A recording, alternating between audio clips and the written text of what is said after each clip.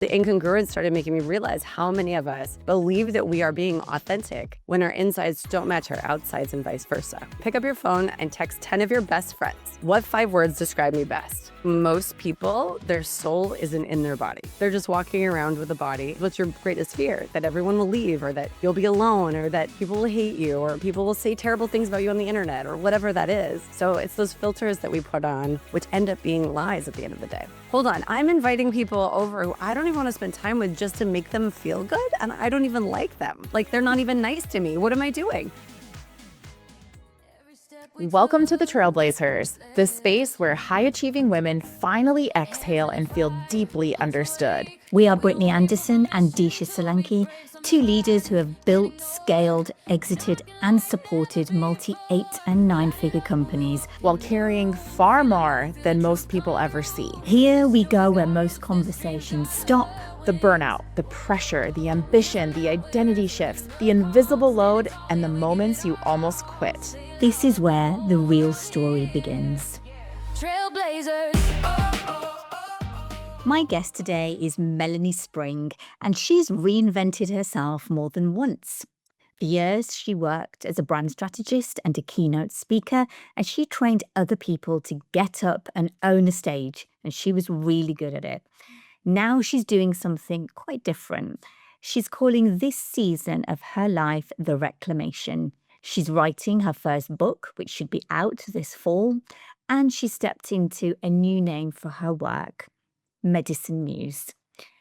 What pulls me in and gets me really intrigued about Melanie is that she didn't change anything because her world was falling apart. She changed because she wanted a life, or wanted to build a life around what she wants, not what she was always told she should want. In today's episode, we get into magic, transformation, and what it really means to follow your own calling. Melanie, it's so good to have you here. Thanks for having me. I would love to know more about you as a human. So you've said to us before when we've had a conversation, that you used to help people find their own voice and own a stage.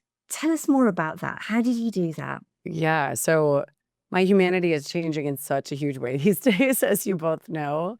And so my previous life, for 25 years, I've been a brand strategist and also then became a speaker and speaker trainer. And most of it was on accident because most of the speaking I was doing, people were like, how do you just sound like you? That's weird. Like, you just sound like you, but like on stage. How do you do that? And I'm like, because that's branding. So it shouldn't be hard. But people make such a big deal out of, oh, but I'm on stage and I have a microphone. Now what do I do? It's like even this kind of thing. Like, a lot of people act differently on a podcast than they do in everyday life. And so we're speaking all the time.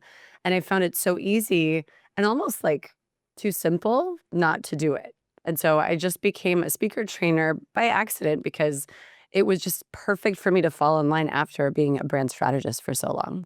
So, Melanie, I have to ask this because you're helping people to, find their voice, to speak with confidence, to, really embrace themselves. I mean, that's really what it is really just, go back to who they are, or go into who they are maybe. So I would be curious, did that stem from anything? Like, did you have one of those moments of impact where you're like, wow, I am going to step into my own authenticity? Or on the other side of it, were there things that you were witnessing in others that were causing you to go, wait a second, why aren't we stepping into our authenticity? I'm curious about that. Well, I noticed that over the years, especially when I was younger, my outsides didn't match my insides. So I felt like a total, like my previous brand, I would call approachable badass. And I still would, I guess, would call myself that. I'm shifting things a bit. But I realized that I looked like a kid in college doing papers for school at networking events. And I would get asked that. They're like, oh, are you doing a paper for school? And I'm like, I'm 32. I have my own business. I'm very successful. Like, I make more money than you do. What are we talking about here? But it's because I had long brown hair with like highlights in it.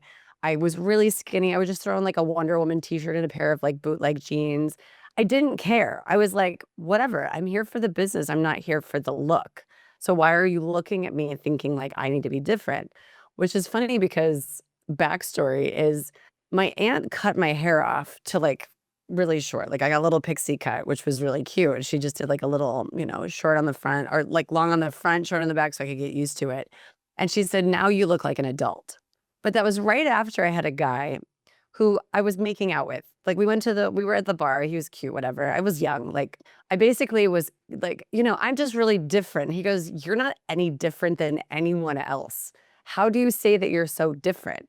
And I was like, I think you can go home now. Like, whatever. But that hit me so hard that I was like, he doesn't see me any differently than anyone else. Like I blend in that much with other people that I think I stand out because inside I do, but on the outside I didn't. And that's where I was probably 32, 33 when that started shifting in a big way where I was like, oh, I need to match this part. And I started noticing because of myself, I started seeing in other people where they're like, oh, I'm a total badass. And I was like, on what planet? Like you look like an everyday mom. I don't understand the badass part. Could you explain that to me? And so it just started, the incongruence started making me realize how many of us believe that we are being authentic when our insides don't match our outsides and vice versa. So all I can think of here is that like what amazing self-awareness for you too. You have this guy tell you, and I'm like picturing back to my own younger years of all of the fun chaos. I had to tell you that because I was like, I feel like I guess you guys would understand that. It's a good one. I was like, okay, here we go. But to have that level of self-awareness, right? To not just brush it off and be like, oh, whatever, he doesn't know, but to really reflect and go, wait a second, maybe I'm not, putting out into the world who I truly am. Right. And to have that level, like I said, of kind of that awakening, I guess you could say. So what would you say to somebody though, that maybe doesn't have the courage or that has some sort of little voice in the back of their head going, oh no, you have to fit this certain mold, or you can't go be bold. You can't go, get an awesome haircut or change your wardrobe or, start showing up in a different way. So to help somebody kind of start that building block of courage, what would that look like? And what would you say to them? Well, I've noticed over the years that most people aren't very self-reflective. And I didn't realize it was actually a piece of me that stood out compared to a lot of people. I'm not saying nobody is, but I've noticed that most people don't like to learn about themselves, which I thought was fascinating because I'm like, I want to know anything and everything humanly possible about myself so that I can really make sure that I stand in who I am. But what I learned was we each have to step into it differently. And so some of the work that I do now is more based in healing and growth and understanding those little parts, which takes all the branding and speaking and everything I've ever done into a totally different space of awareness. And it's usually looking at your awareness of your unawareness. And that's when you can start seeing, oh, I didn't notice that I wasn't doing that I make other people feel this way. I didn't know that. So one of the questions I would always ask people that was super simple, it was something I would ask at conferences and just say, okay, I want you to do this beforehand or even during. I would say, ask these people. And I would say, pick up your phone and text 10 of your best friends. What 5 words describe me best? And just say that. Don't say anything else with it. Most people won't do that. That one little tiny thing to their best friends. I was like, okay, well now send it to your family, send it to your coworkers, send it to people that you just recently met and start looking, do they all feel like they coincide? And if they don't, which I had a lady at a conference, she did it beforehand and she brought it. She goes, I actually was really upset at what people said about me, but they were right. It's not at all who I want to be. But she said that everyone said she's a go-getter. She's a hard driver. She pushes. She never rests. She like makes things happen. And she's like, I want to be peaceful and a shoulder to cry on. And she would just started crying. She's like, I don't want to be any of those things people think of me, but I know I am that person. And now it's time for me to be able to change that. And so it's these little awarenesses that we pick up from the simplest things like asking your friends, what 5 words describe me best? And that's how I came up with Approachable Badass, because I sent out a survey. It was to 500 people, and 300 people of those people wrote me back. And I came up with Approachable Badass because of it, because it was people from every part of my life. And that's how it really comes down to what fits, what doesn't, and what do you want to fit. That's really interesting what you've just said there, Melanie, about how people perceive themselves and how someone else perceives them, right? Even those who are really close to, like, your very best friends. How do people show up not as themselves? This is the bit that I'm really intrigued about, that they think that they're one thing. So are their actions or their words or their communication not matching, like, them inside, like, and then you said about, that guy who you quite rightly told to, and he said you weren't that special or you weren't that different. And I'm like, but everybody's different in some way. Is it the way that we show up that's should be different? Like, I'm intrigued to know, like, how do people get to a point where they don't recognize themselves in as a human being's words? Well, I can tell you most people, their soul isn't in their body. So they have no idea. They're just walking around with a body. If you ever notice, there are some people who are just like clumsy. They like trip on things, they hit themselves on things, they're always getting bruises, they're always feeling. That's somebody who's not, their soul is not in their body. I came to the realization, a friend of mine called me the soul retrieval specialist the other day because of the fact, she's like, I see you with the clipboard and you're like interviewing people like, oh, do you hate yourself all the time? Like, do you know yourself? That kind of thing. And it's just kind of a silly thing that she said. But what I realized was at the deepest part of ourselves, most of us are not connected to the soul we came in with because of some sort of trauma, like a traumatic birth, some sort of sexual trauma as a kid, some sort of like out of body experience as an accident. There's all sorts of things that cause us to separate. But what we don't realize is this body of ours needs to be connected to our mind and our soul, all three of them connected. And when they're not, we have this disconnect with the world around us. And so we're not able to relate to other people. So we think, oh, I'm being completely and authentically myself to someone. Except we have all these filters like, oh, but do you think they like me? Oh, I'm going to be myself, but what if they don't like it? Maybe I should not do that. Then we start people pleasing. And then it's all these layers that we just kind of put out and we go, oh, but I'm going to only say the things that will make you like me. That's not being honest. And so what I've learned recently, even more recently with hypnotherapy, is that I am always honest with people. And that's really off-putting for most people because they're not. Most people are lying to themselves or other people about who they are. Not on purpose always, but I've noticed that I can start seeing the truth with the lies attached because I always thought everyone is just honest because I'm that honest. But I wasn't really honest until I was in my early 30s. And it wasn't until my 40s that I finally got dropped back into my body and I was like, oh, there's a whole different level of truth here. And so those filters start coming through and you're like, I don't know that I'm lying until I'm like, oh, I'm lying. And I'm aware of this unawareness. I'm aware that, oh my gosh, I'm actually lying to everybody. Who am I? Without even knowing it. And I'm not saying you're just like blatantly lying to your friends, but a lot of us are putting those filters saying, I'm going to go as far as I can without trying to get you to not like me. Or I'm not going to push too far because otherwise, what will happen? I'll lose everybody. Because what's your greatest fear? That's the thing you're working against all the time. Like that everyone will leave or that you'll be alone or that people will hate you or people will say terrible things about you on the internet or whatever that is. So it's those filters that we put on, which end up being lies at the end of the day. You're making me think back. So I've had a couple people in, let's just call it recent years. I don't even remember how the conversation started, but they were talking about like something that they really admired in me. And it was intended to be like a flattering comment. But what was said was, the thing that I love most about you is you always say yes. That was literally, it was like this visceral internal reaction. And I just sat there and I was like, oh my gosh.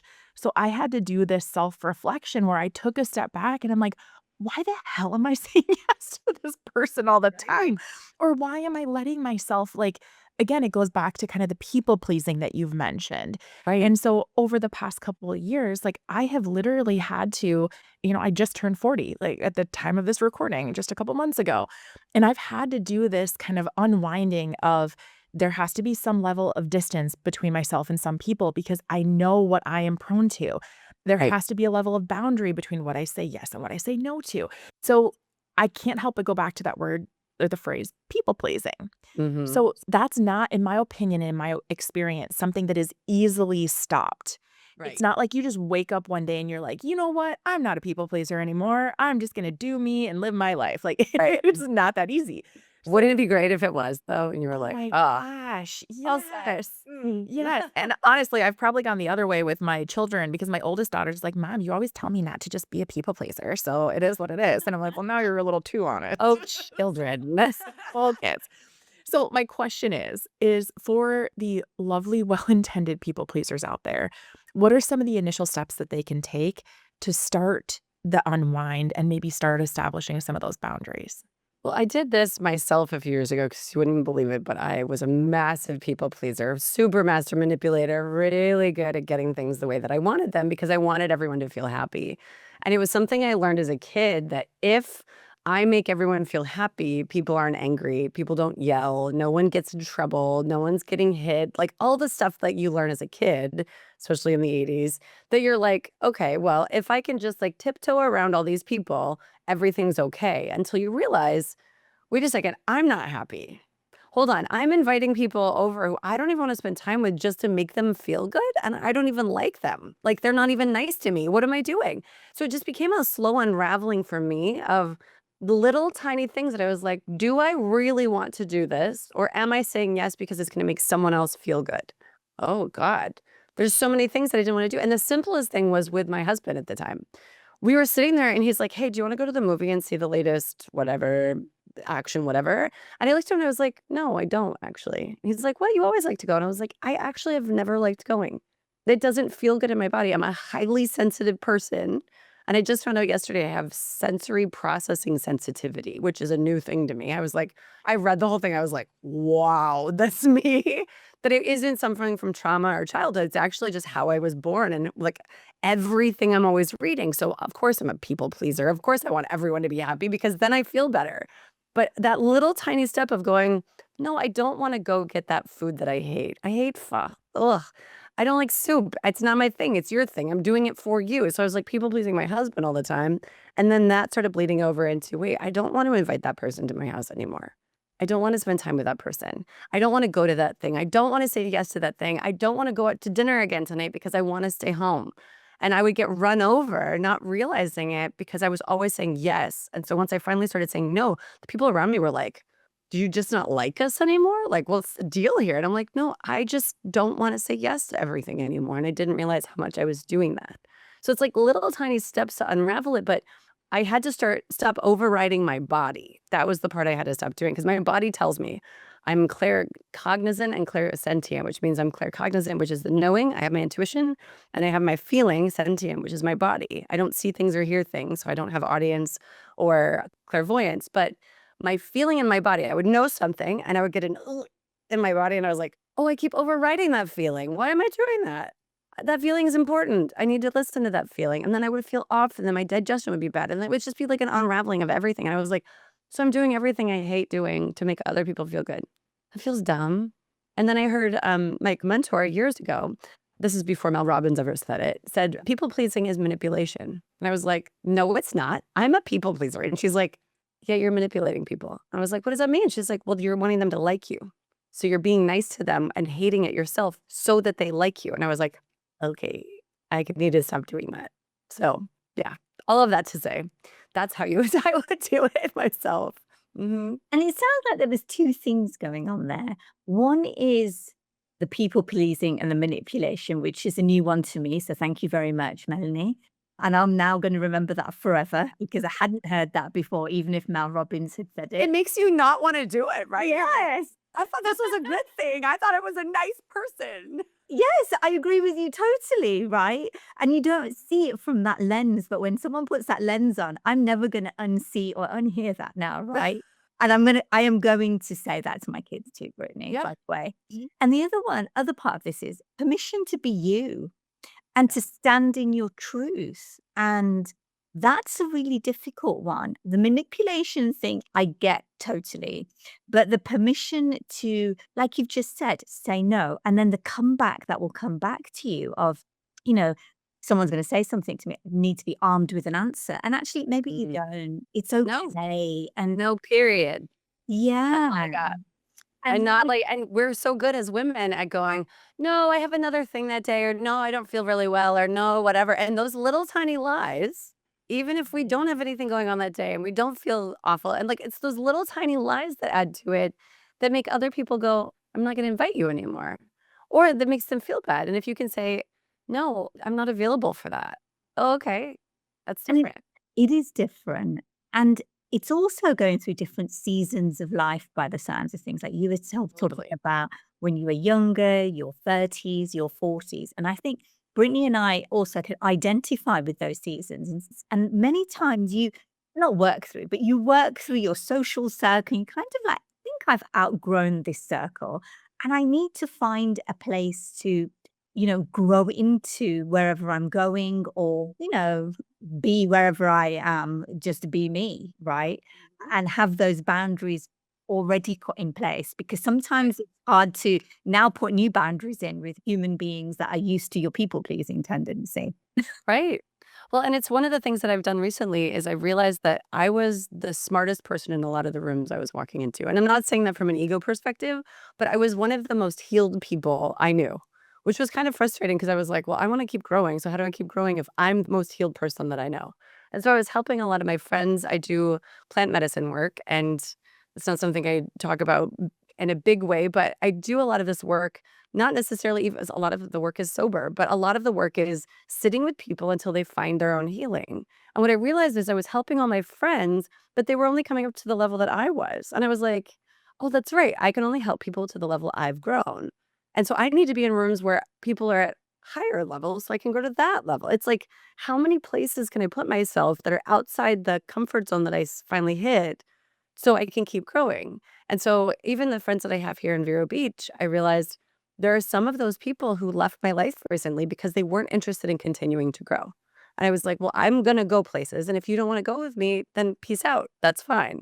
It didn't work that way. It was a big fireworks display of shit show. But at the same time, it ended up being, oh, they're taking the people who I should have said, I'm no longer available for this relationship, instead of me doing it the way that I should have done it. Like they just left, which was, I mean, that was pretty great too. But it's the idea that if we can be in circles where there are people who are at higher levels of growth, even though, again, I'm saying higher levels of growth, there's no levels to growth, but who know things we don't know, who want to help us become better versions of ourselves, not just people who want to follow us. And as a manifestor, that's really hard because I'm usually the freaking leader. And I'm always like, can someone else do this? I don't want to do it. Someone else take the lead.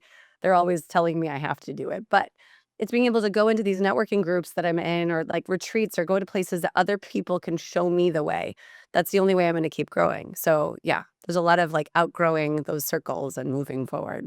And I think there's an interesting saying out there about how whether it's regardless of your belief, whether it's God, it's the universe, it's Mm, whatever, all but those how it will kind of take care. Yeah, it will take care Yeah. of like removing people from your life that aren't supposed to be there. And how like we're literally fighting against what is meant when we try to hold on to things. And that's something that really sticks out to me, especially in recent years, where I'm like, if you feel this constant resistance, and there's a difference, I Mm, think, and I would be curious your take on this.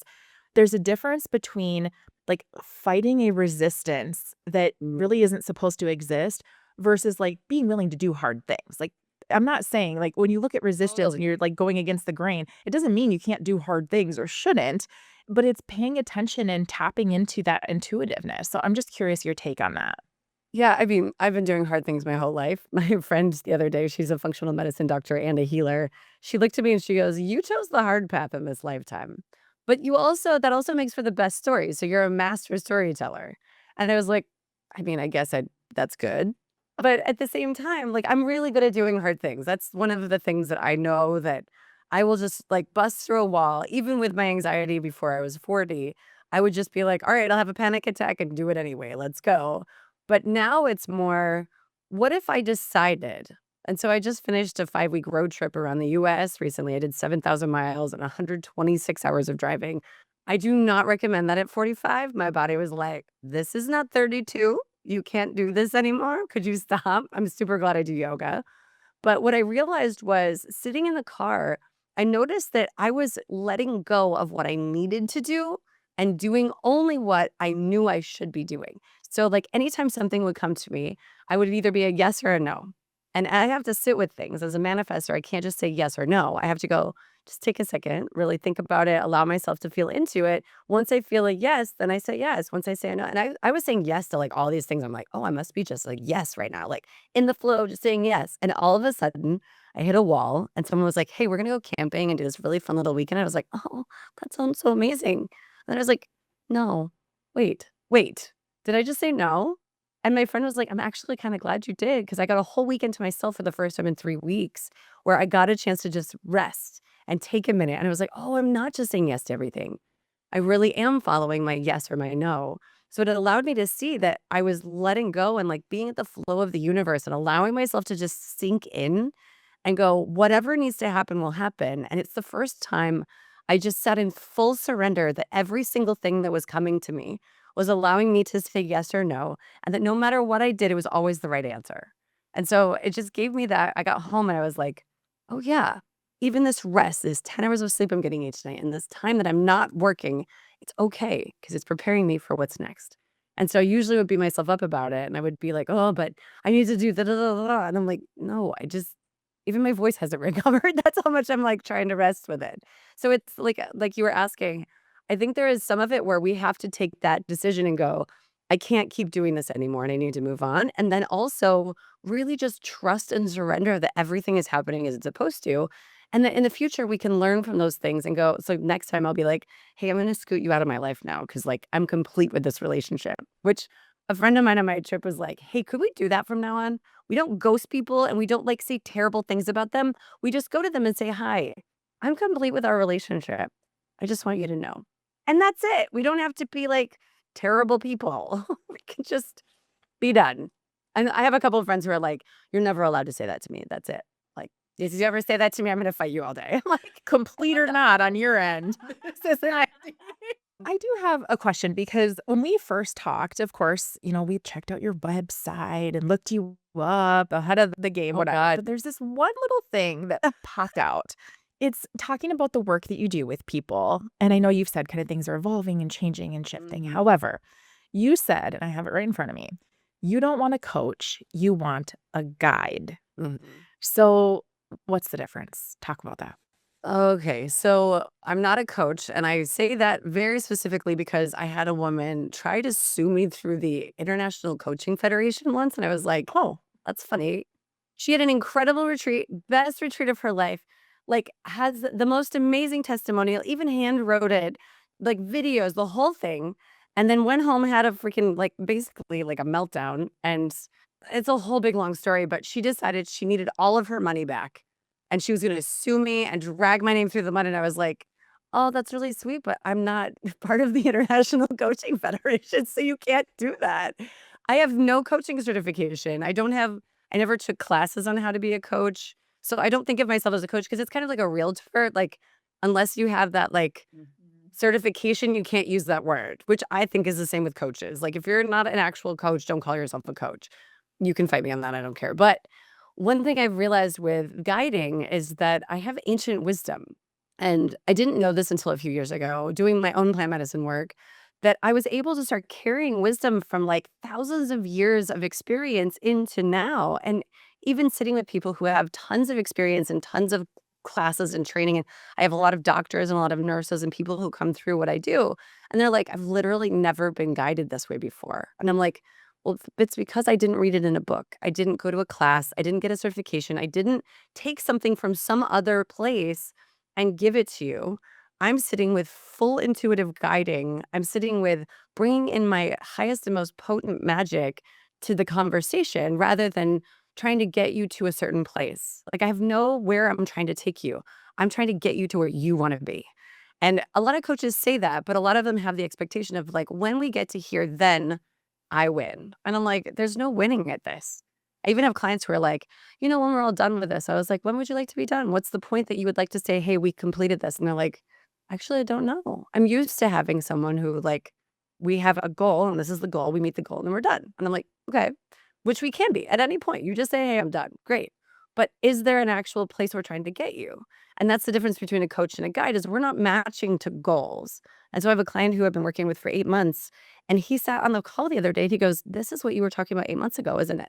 You were trying to get me my whole self 8 months ago. I was like, yeah, because I saw you as your whole self 8 months ago. And it's been my job to clear out and unfilter every part of you that's not you. But I'm not doing it. I'm just sitting with you and asking you enough questions so you find the answer. So he's coaching himself now. It's the easiest call I have because I'm like, he's a coach. And I'm just like sitting with him as I'm waiting for him to get to the answer. And he's like, dude, you're magnificent at this. I'm like, because this isn't something I'm sitting here with my ego going, ooh, but look at all my certifications and all my magic. Like, look at this. It's more, I know that my energy is going to stay with your energy long enough for you to be able to fully step into yourself. And I had a client once who, she's a sex and intimacy coach, who I think gave me the biggest compliment I've ever had. She said, you are your whole self, which allows me to be my whole self. And that's what I needed. And I was like, I win.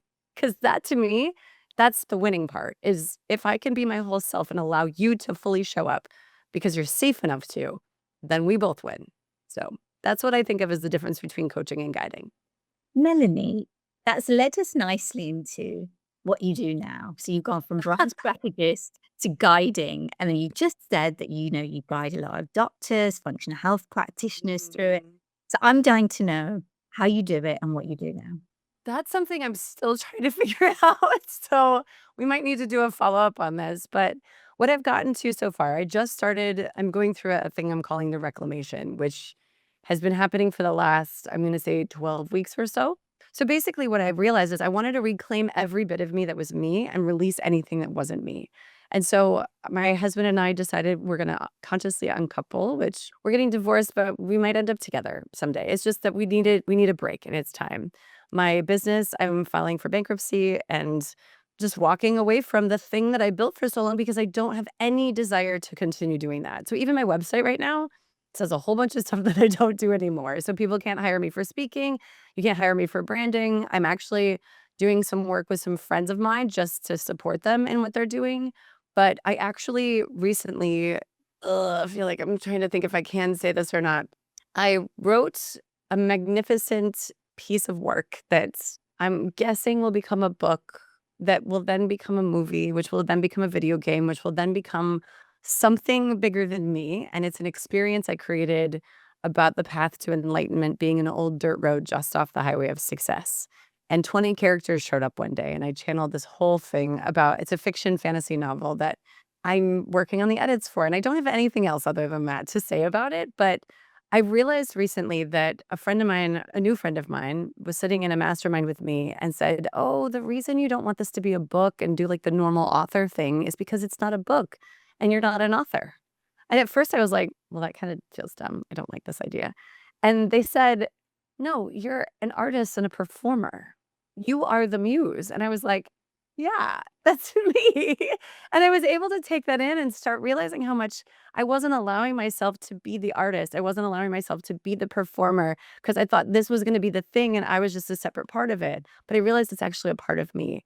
And so as I step into this next phase, I have no idea what I'm going to do for money because bankruptcy, as you know, you can't. So I've got to figure out some other way to do that. But by the end of June, I'll be nomadic because my landlady is selling my house, so I can't do retreats anymore for a while. So it's like everything in my life has gone, let's burn it all down, let's clear the decks and get you completely reset. So I basically have a phone bill and a couple apps and an assistant by the end of June. And I'm just going to be like floating along with staying with friends and figuring it out, but creating this experience for people to understand their own growth from like the simplest form, which is something I needed 6 years ago when my mentor kept saying things that I was like, I don't understand what that means. Like, why are you talking about my knowing? Yeah, I have a brain. I get it. And she's like, no, your other knowing. And I was like, I don't understand what you mean. And she was talking about my intuition. And so I created that as a fairy in my book and to be able to give you the ability to tap into that rather than having this esoteric, weird thing that you have to talk to all the time. So I'm just saying that to say that I'm not 100% sure what I'm doing next, but I know that the entire universe has said you have to stop, you have to rest, you have to tap into the manifestor part of you and just be more you so that we can give you what you need to be able to send you forward. And it's a full trust fall. My ego smattered into a million pieces. And I basically just sat there fully humbled and going, okay, I'm listening. Tell me what's next. And so I'm just taking one step at a time. So my whole website's going to mostly disappear. I'm going to put together some little things that people can do to stay in touch. But it's just such a weird little space. So I don't know. You don't need to have it all figured out. That's Right. right. We're all guilty of wanting to plan to nth degree. And Brittany and I were talking about this. Like, I don't know anything about that. What are you talking about? that's because you're reforming. That's why. Like, we were Totally. talking about this just last week, and we were like, we're long-term big picture thinkers, right? We're almost living in a place where we haven't even arrived there yet. Like, we're like light years away from the place that we think we're going to be. Yeah. But we're planning for it right now. And there's a lot to be said for what you've just said. Just take step one, and the rest of the steps are coming. You just don't know what they are yet. Right. And that's the thing is like, if we know that we can just take that one step and trust that everything is going to head in the right direction because we feel into it, we know it, whatever the clear is for you, that is like, oh yeah, clear, got it. what's next? And most of us like to plan. Like I had a friend here last night and she's like, I'm just a control freak. That's just how I am. And I was like, okay, do you want to not be? And she's like, well, yeah. And her husband is dying right now. And there's all these things happening in her life and she's having such a tough time with it. But she's like, I don't want to control this anymore. I want to let go. I'm just worried that chaos will ensue. And I looked at her and we did a little moment last night where we meditated and we sat with it. And she found something installed by her mother that was installed by her mother. And that was to protect her, to keep her safe. But she had to stay in this little tiny box and stay small in order to do that. And so it kept her safe to keep control. And she's like, I'm staying safe this way. I'm like, but are you really safe? And she's like, actually, no. I feel unsafe with this. I'm like, yes, because this has been in there for so long. So we cleared it out last night and she fully surrendered and was like, I don't have any weight. Do I not have any control issues? And was it that easy? I'm like, usually it's a decision. If we want to, most of us don't want to let go of control because we feel like we have this fake sense of safety with ourselves. And if we finally go, oh, I just have to take the next step. That's it. Then what's possible? I'm like, you know what? I think some of this message was meant, like I was supposed to hear this today, Melanie, because the control, the relinquishing, the tapping into like, where does this all come from? And I think it goes back to something you said really early on where it's like shocking when you find out people don't always want to know about themselves. Then they have this like blockade up. And, you know, for both Disha and I are huge believers in this, like any intros. And we got into this like super deep conversation at an event last week with a gal about the human design. I don't know anything about it. Like I've heard of it. That's it. And so we just get into this whole deep conversation and like why partnerships work and why they don't and where it's great and where it's not. And like this whole just like journey of like self-discovery, like conversation happened at a cocktail hour. And it is, I mean, it is kind of unfathomable sometimes when you're around people that don't do anything to really self-discover, whether it's through some assessment or it's through really deep work or it's through medicine journeys or whatever. So all of that being said, Melanie, if somebody does want to get in touch with you, if they feel called to reach out, if they feel called to talk about maybe what you are going to be doing or how you're serving, what does that look like? How can they get a hold of you? Well, Melanie Spring has been on the internet since I was 17. So it's really easy to find me and I look like myself on the internet. So it's pretty easy to see that. But melaniespring.com or any of the social medias with Melanie Spring of sorts. And so you'll find me there. But I'll be updating everything and launching. And I have a nonprofit that I'm focused on that I'm going to be doing moving forward, which you can't own a nonprofit, I found out, which is great. Because then I can just keep doing that rather than having to worry about this. And all I want to do is support people on their next step. So it makes a lot more sense for me to do that. So I'll be doing some really cool stuff, but I've also got a blog that I've been doing where you can go to melaniespring.com/subscribe. And that's where I've been keeping all of my content and letting people know what I'm up to. And it's so amazing to get the little emails and texts and comments after that. So it's been, the reclamation is fun. I'm in phase 3, the release. So, letting it all go. Well, I think I can speak for both Disha and I and our audience that we are excited to see where you go and what happens and what this next level of evolvement is, because your journey is an incredible one and how you've helped people and how you serve. I mean, the few times that we've been able to interact, we just sit here and we're like, wow, like she's pretty incredible. So Melanie, is there anything that we didn't ask you today that we should have? No, but now I want to know what your human designs are. Oh my gosh, now I'm going to have to remember all the numbers. You don't have to do the numbers, just the main one. Like I'm a manifester. Generator. I'm a generator as well. You're both generators? Oh, that's good. You guys both keep, like, if as long as you're lit, you can keep going. Keep going. That's amazing. I surround myself with generators and projectors, a couple man gens, but like most of the people in my life are projectors, and generators are my favorite. I have an assistant, my best friend. It's like they're go people, which is great. So yes, and sometimes we have to be physically stopped. Otherwise, it's just steam ahead. You guys need a good projector or manifestor in your life to like chill you out. Yes. Well, Melanie, thank you so much for your candidness, your truth, and your honesty today. We really appreciate it. We're so grateful you joined us. Oh, thanks for having me. If this episode supported you, share it with a woman you respect and want to lift up. Join our free Trailblazers community, the space where high-achieving women finally feel met. You'll find the link in the show notes. Until next time, keep moving forward, keep listening to yourself. And remember, you deserve support too.